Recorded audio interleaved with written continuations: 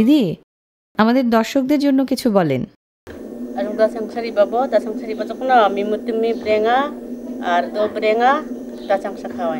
এটার মানে কি?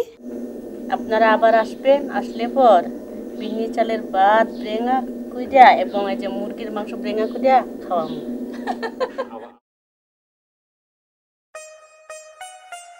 বাংলাদেশের রাজধানী ঢাকা, বাণিজ্যের রাজধানী চট্টগ্রাম, আধ্যাত্মিক রাজধানী সিলেট, পর্যটনের রাজধানী কক্সবাজার। আচ্ছা বলুন তো, গারোদের রাজধানীটা কোথায়? ঠিক আছে, একটা হিন্ট দিচ্ছি। গারোদের এই রাজধানীর পায়ের কাছে মেঘালয়ের গারো পাহাড় সারি। ওই যে দূরে কৈলাস পাহাড়। শোনা যায় কৈলাসের ওই চূড়ায় নাকি মৃত্যুর পর গারোদের আত্মারা আশ্রয় নেয়। আরও একটা হিন্ট দেব। কথা বলছি ঢাকা থেকে প্রায় ১৭৮ কিলোমিটার দূরে নেত্রকোনার সর্বোত্তরের সীমান্ত ঘেঁষা জনপদ থেকে। এবার বলুন দেখি কোথায় আমি? হ্যাঁ প্রিয় দর্শক, স্বাগত জানাচ্ছি গারো ক্যাপিটাল দুর্গাপুরে। কেন এসেছি এখানে? ভিন্ন স্বাদের সন্ধানে। স্বাদটা অবশ্যই খাবারের, তবে খাবার খুঁজছি দুরকম। যে খাবারে মন ভরবে আর যে খাবারে রসনা মিটবে। এক ঢিলে দুই পাখি শিকার।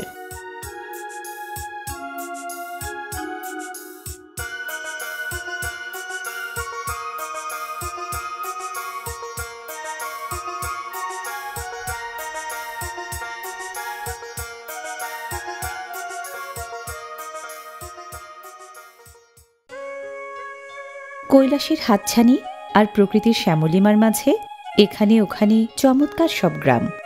ওই যে গ্রামটা, নাম হচ্ছে ডাহাপাড়া। ডাহাপাড়া মানে পাহাড়ে ঢাকা। পাহাড়ের পায়ের কাছে তো, দূর থেকে দেখে আসলেই মনে হয় যেন ঢাকা পড়ে আছে পাহাড়ের আড়ালে। ওখানে আচিক মান্দিরা থাকে। আচিক মান্দি মানে পাহাড়ি মানুষ। আমরাও ডাহাপাড়া যাচ্ছি, সূচনা দিদির বাড়ি। সেখানে আমাদের জন্য অপেক্ষা করছে মজার কোনো আয়োজন। আচিক মান্দি নামের গারোরা কেউ থাকে পাহাড় টিলায়, কেউ বা পাহাড় টিলার ধারে কাছে। একসময় গারো পাহাড়ে নিবাস ছিল বলেই ওরা পরিচিতি পেয়েছে গারো নামে। আচিক মান্দিদের পাড়া গাঁয়ে যেতে হয় বনবাদার মারিয়ে, চড়াই উতরাই পেরিয়ে। চীনের পার্বত্য চিংঘাই প্রদেশ থেকে প্রথমে তিব্বত, পরে ভুটানে, এরপর কুচবিহার, আসাম, রংপুর আর মেঘালয়ের গারো পাহাড় হয়ে সব শেষে এই দুর্গাপুরে। চীন থেকে দুর্গাপুর পর্যন্ত গারোদের এই পথ পরিক্রমা কতদিনের জানেন? ৩ থেকে ৫,০০০ বছর। এত প্রাচীন যাদের সভ্যতা, তাদের রন্ধন সংস্কৃতিটা অবশ্যই রিচ আর ইন্টারেস্টিং হওয়ার কথা। সেজন্য এসেছি আমাদের সূচনা দিদির বাড়িতে। দিদি কেমন আছেন? আপনি কেমন আছেন? আমিও ভালো আছি। ওনারা কে? ও আমার মা নেত্রসন্ধ্যা, উনি আমার বাবা সজল কুমার। নমস্কার, আপনারা কেমন আছেন? ভালো আছি, আপনি কেমন আছেন? ভালো আছি। আচ্ছা দিদি, আজকে কি রান্না করবেন? ব্রেঙা। ব্রেঙা? হ্যাঁ। তো আপনার হাঁড়ি পাতিল সব রেডি তো? না না না না, হাঁড়ি পাতিল লাগবে না। তাহলে বাঁশ দিয়ে রান্না করা হবে। শুনলেন তো, রাধুনী বলছেন হাঁড়ি পাতিল লাগবে না, বাঁশ দিয়ে নাকি রান্না করবেন। কি আর করা, রাধুনী আর রেসিপি দুয়ের কথা না শুনলে তো খাবারই রান্না হবে না। চলুন তাহলে বাঁশের সন্ধানে যাই। দিদি, বাঁশ কোথায় পাবো? বাবা আনবে। ও, বাঁশ আনতে যেতে হবে? চলেন তাহলে যাই।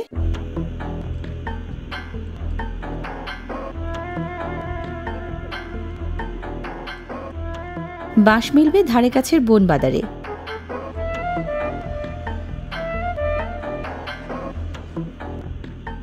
প্রকৃতি নির্ভর গারোরা পুরোপুরি পাহাড়েই ছিল একসময়। এখন কেউ কেউ সমতল ভূমির সাথে সখ্য গড়লেও জীবন জীবিকার নানা প্রয়োজনে বন পাহাড়েই বারবার ফিরে আসে ওরা।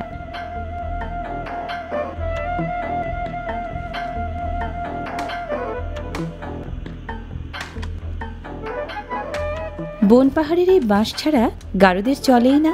ওদের জীবনের পরতে পরতে বাঁশের বহুমুখী ব্যবহার।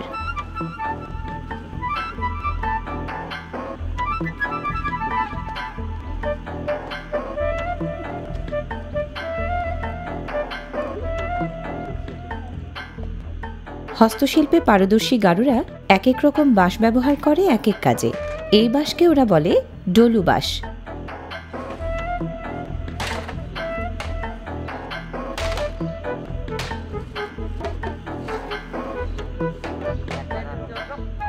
গিঁট সহ কাঁচা বাঁশ কেটে সূচনা দিদির বাবা সজন নকরেক বানাচ্ছেন চোঙা।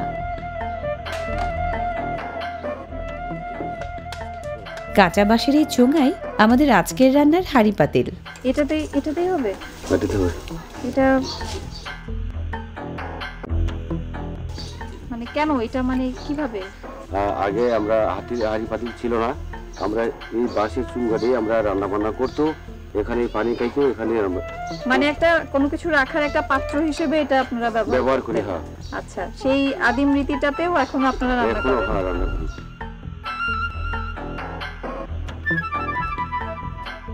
হাঁড়ি পাতিলের ব্যবস্থা তো হলো, এবার লাগবে চুলা। এজন্যই গর্ত খোঁড়া হচ্ছে উঠানে।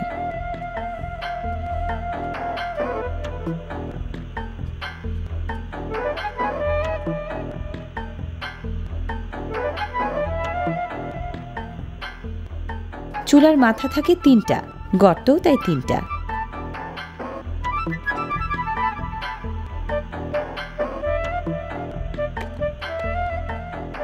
কলা গাছ কাটা হচ্ছে চুলার মাথা হিসেবে ব্যবহারের জন্য।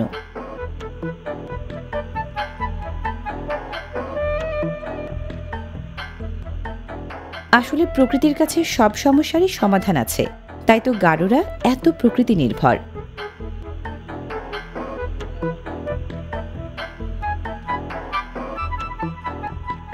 কলা গাছের টুকরা মাটিতে গেঁথে বানানো এই চুলাকে গাড়ুরা বলে চাংখল।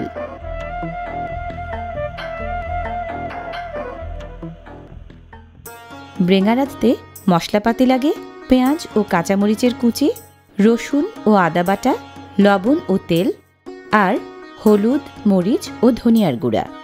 ব্রেঙার মূল উপাদান বাচ্চা মুরগির মাংস, আর রান্নাটা হবে এসব বাঁশপাত্রে। এবার রাঁধুনির মুন্সিয়ানা।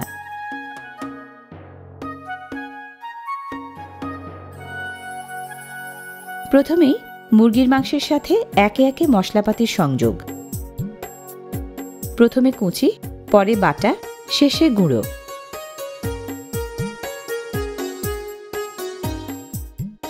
মাংস আর মশলার মাঝে থাকতে হবে মাখামাখি সম্পর্ক।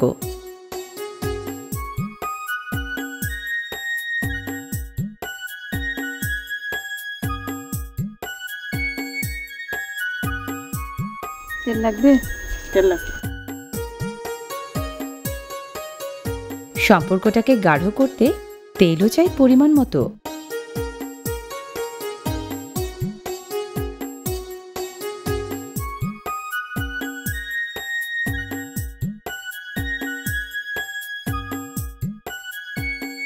মাখানো উপাদানগুলো এবার ভরার পালা কাঁচা বাঁশের চোঙায়। নতুন খাবারের রেসিপি নিয়ে হাত ঝালাইয়ের শখ আছে যাদের, তারা কিন্তু এই ব্রেঙা রান্না ট্রাই করতে পারেন বাড়িতে। দিদি আমি একটু ভরি। আচ্ছা ঠিক আছে, বলেন।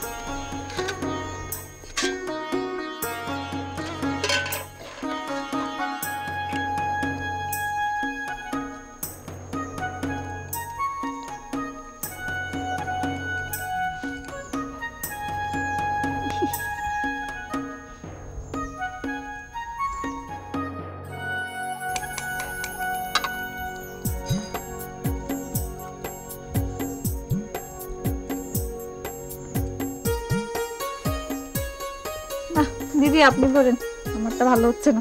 আচ্ছা ঠিক আছে।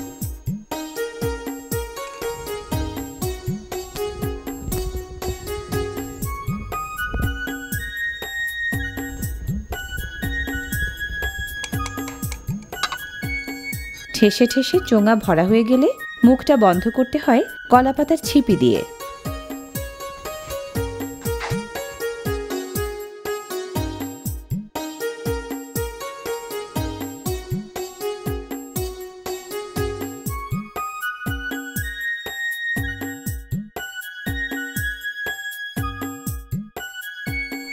এটাতে কি হবে দিদি? আপনারা কি খালি মাংস খাবেন, ভাত খাবেন না? খাওয়াবেন নাকি? অবশ্যই। কি করবেন এটাতে? বিন্নি চাল ভাত রান্না করা হবে। সূচনা দিদির প্রস্তাবটা শুনে মনে হলো এ তো মেঘ না চাইতেই বৃষ্টি। আসলেই তো, মাংস খেতে সাথে ভাত তো লাগবেই।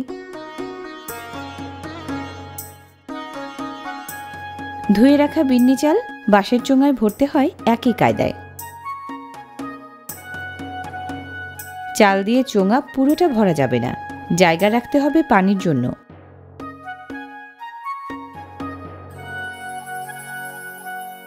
পানি দেন। চাল ফুটে যেন ভাত হয় সেজন্য পানি দিতে হয় আন্দাজ মতো। তবে বিন্নি চালে পানি লাগে একেবারেই অল্প। আপনি চাইলে আতপ চাল দিয়েও ভাত রান্না করতে পারেন।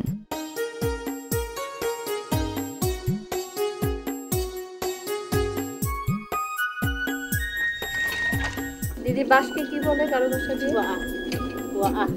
ওয়া আহ। ইস, এত কঠিন। আর কলা পাতা? চিরিক বিজাক। কি? চিরিক বিজাক। চিরিক বিজাক। উফ, অনেক কঠিন ভাষা। কলা পাতার ছিপি দিয়ে একই কায়দায় বন্ধ করতে হয় চোঙার মুখ। এবার চাংখোল নামের চুলায় আগুন জ্বালানোর পালা।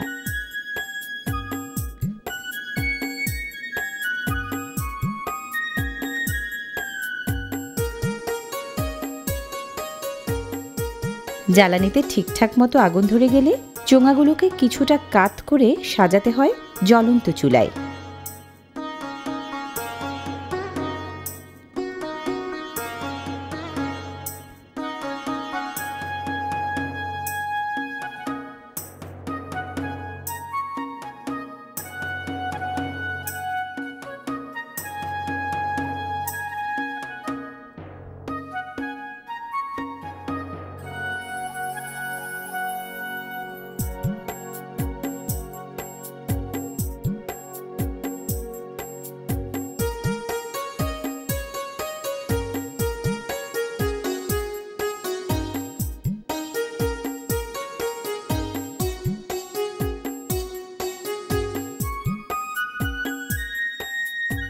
দেখলেন তো গারুরা কেমন করিতকর্মা।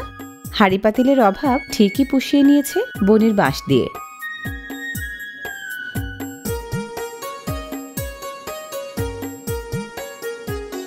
বিন্নি চাল ও মুরগির মাংস সেদ্ধ হওয়ার জন্য চোঙা পোড়াতে হয় ঘুরিয়ে ঘুরিয়ে।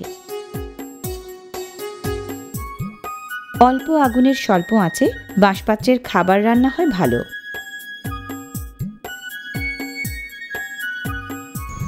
দিদি আর কতক্ষণ লাগবে রান্না হতে? এই যতক্ষণ বাঁশগুলি পড়বে, ধরেন আধা ঘন্টা। আধা ঘন্টা? হ্যাঁ।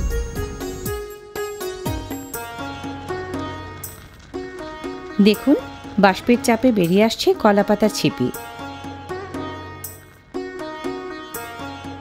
রেসিপিটা যাই হোক, ব্রেঙা রান্নার কৌশলটাই বেশি মজার। চুলার তাপ যত বাড়ে পাত্রের ভাঁপ তত ছড়ায়।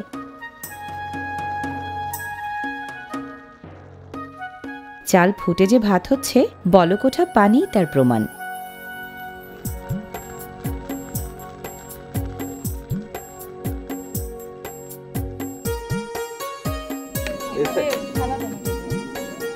চোঙার বাইরের দিকটা পুড়ে গেলে বোঝা যায় হয়ে গেছে খাবার।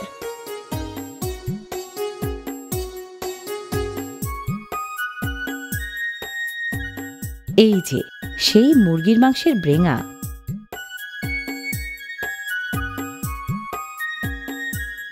বিন্নি চালের ভাত সংগ্রহ করতে হয় বাঁশের চোঙা ফেরে।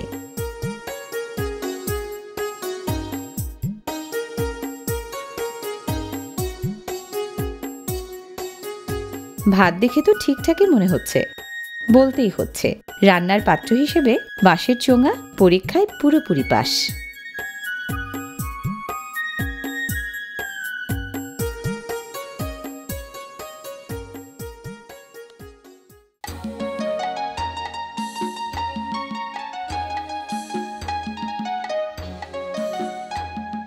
গারুদের খাদ্য তালিকায় ঐতিহ্যবাহী খাবার আছে হরেক রকম।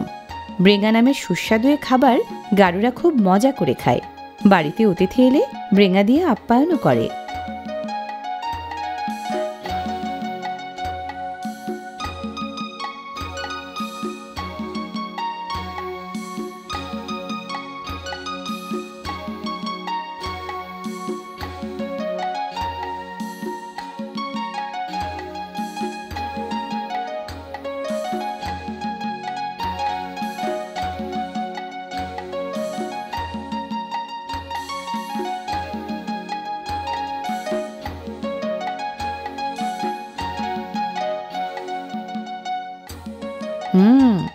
বিন্নি চালের ভাত আর মুরগির ব্রেঙা নিজে না খাওয়া পর্যন্ত এর মজা বুঝবেন না।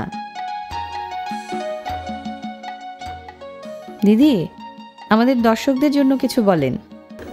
Dasang sariba na mimutimi brenga আর দো ব্রেঙা দাচাং খাওয়াই। এটার মানে কি?